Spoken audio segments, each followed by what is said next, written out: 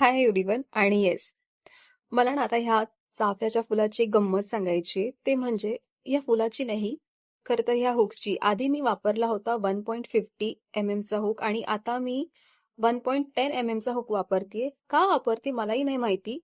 का तर त्याच्या पाकळ्या अगदी छान अशा सुबक दिसायला पाहिजे म्हणून.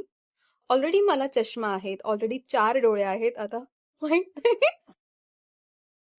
6 डोळे घ्यायच्या प्रयत्नात आहे मी. Sorry sorry. असं नसतं बोलायचं हर्षा.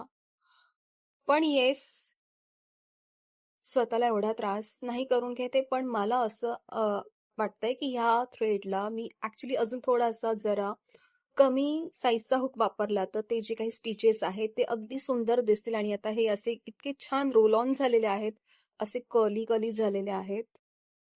बीटीएस आहे हा खरं तर याचा. बघूया आता.